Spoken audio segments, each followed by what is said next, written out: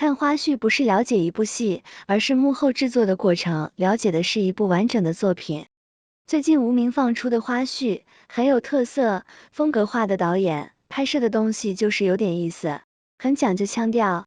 王一博拍摄吃醉虾的画面，一直以来我都有些好奇，为何是吃活的？很多人说这道菜是上海的特色，在抗战胜利后，叶明书再次吃到这道菜，为的就是他的兄弟。到底寓意是什么？我们对此不过度讨论了，但是拍摄这个画面的过程还是挺有意思的。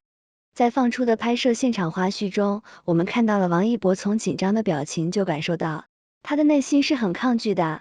毕竟是活虾啊，用红酒泡制着，还活蹦乱跳的，还要吃下去好几只，这对于王一博而言有点挑战了。都知道王一博怕虫，在节目中多次表示自己害怕活的虫子，看到后的生理反应也明白，他肯定是怕的那种。为了拍出好的效果，王一博询问工作人员必须是活的吗？现场工作人员告诉他，这样的效果会更好，不过如果他有些害怕的话，可以等虾醉了后再吃。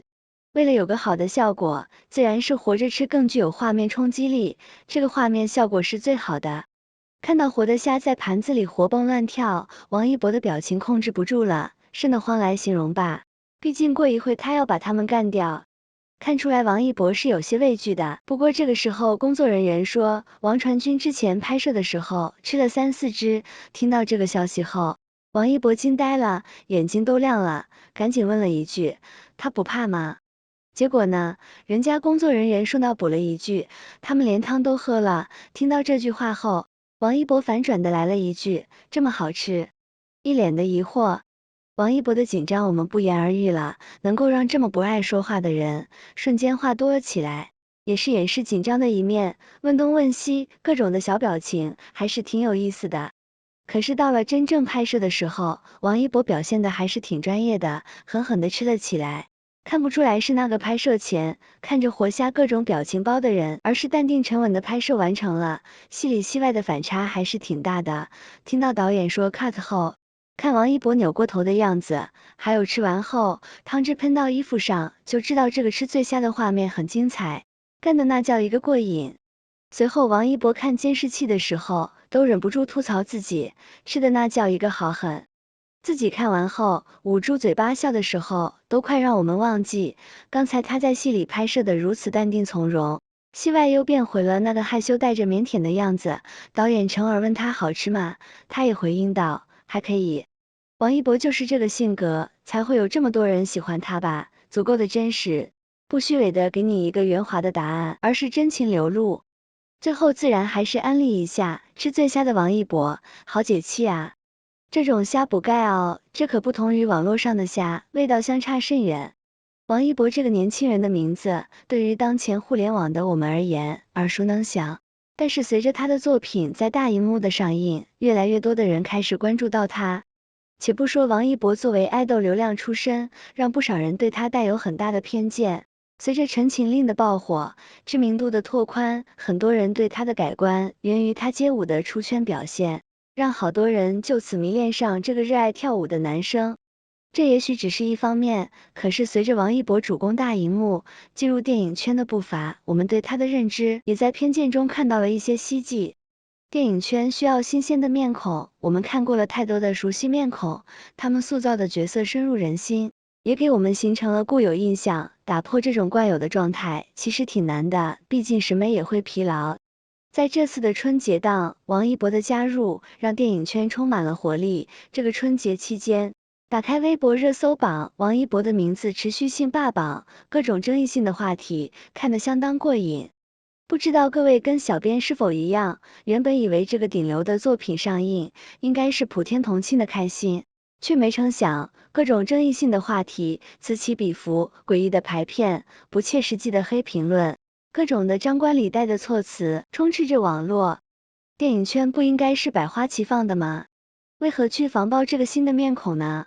再说了，王一博的这部作品是一件历史事件，是讲述抗战时期那些潜伏在地下的无名烈士，他作为 Z 世代的一个代表，可以吸引多少00后的年轻人去了解这段历史，增强民族的团结性，珍惜当下。不比那些古偶剧、无营养的无脑剧强太多吗？这是我始终不懂的地方。不过在这场黑粉大战中，看着票房逐渐提升，观影人数的增加，我才明白，原来黑红也是一种推销。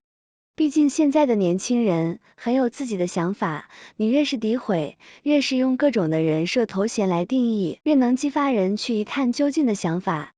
突然发现这种方式才能激发大众去关注，同时呢，我们也发现了一个问题，那就是不被讨论、不被点评的演员是没有太多价值的，这也许就是内娱的现状。毕竟这个年轻人在这次的春节档中，让我们看到了他的人气，他的热度，更重要的是他的票房号召力，的确是有点东西的。可以说，很庆幸王一博能够转型到电影圈，让这个圈注入了新鲜的面孔，可以让更多的年轻一代在审美上、在文化中、在娱乐休闲里拓宽自己的世界。大荧幕作品是很多故事性、思考性、社会性等问题的浓缩，用镜头的方式，在1-2个小时里表达出核心问题，引发大众观影的同时，传递思想价值，激发大众思考跟讨论。王一博踏入电影圈的首秀作品《无名》，兼具了商业跟艺术性，更具有社会价值观。再加上王一博在剧中的表现，没有拉胯，甚至还表现得可圈可点。更重要的，他这张面孔为年轻一代演员注入了新的活力，对于电影圈是一个好事。大众对他的偏见逐渐在改观，很多人在看过后都对他赞许有加。他打破了过往大家对他的认知，也让很多不认识他的人开始关注到他，有颜有实力，更具有号召力的年轻演员，我们更多的是给予支持跟鼓励，你说呢？作为一部在春节档上映的电影，《无名》本该剩下10天就此下映，从此想看就只能等待影片上线视频平台了。如今的《无名》票房已经过了8亿，纵观整个春节档电影市场，它的票房并不高，人家都30亿、40亿了，《无名》才到8亿。但《无名》的成绩是在怎样一种艰难的情况下达成的，大家都有目共睹。《无名》已经成功了，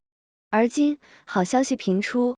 无名不但出口到海外，在北美和加拿大上映，还会去到香港上映。重点是无名在国内的上映时间延长到了3月22日，整整2个月的上映时间。就算它的排片再差，电影院给到的播放时间再晚，想看的人总会找到合适的时间。这也让无名的票房有了更进一步的空间与可能。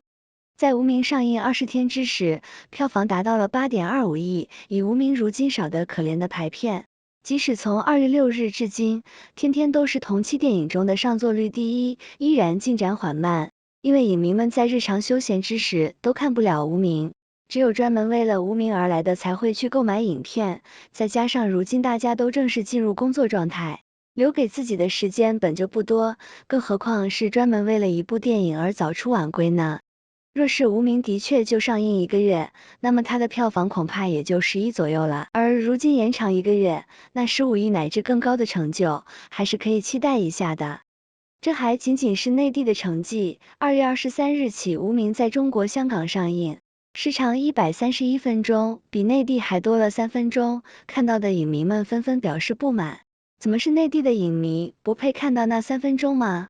要知道无名的镜头语言感极强，1秒钟都容不得浪费。这香港多出来的3分钟，不知道会是怎样精彩的片段啊？是海边抛尸、公爵之死，还是其他大家未知的剧情呢？如今的无名已经达成了出口北美、加拿大、上映香港，并且多出3分钟的成就，更是在内地延长了上映时间。不得不说，无名真的带给全球的粉丝们太多惊喜了，每次一关注就是好消息。也许大家再等一等，无名还会给大家带来新的惊喜，出口到更多国家上映呢。能够预见王一博这上映的第1部电影的成绩了，内地打底8个亿的票房，暂时不包括延长上映时间的票房和北美、加拿大、香港的票房。无名的回报率，那是令博纳和各位投资方都相当满意的程度了。无名的存在，一定会让王一博在电影圈有着足够亮眼的存在。业内能够上内地取得成就后出口国外，还去香港电影圈转一圈的凤毛麟角。因为无名的口碑，因为他的艺术，因为他的票房，因为王一博本人的表演，成而说王一博近乎完美。而同样由王一博主演的电影《长空之王》会在4月28日上映，歼20就要来了。而王一博在电影圈站稳了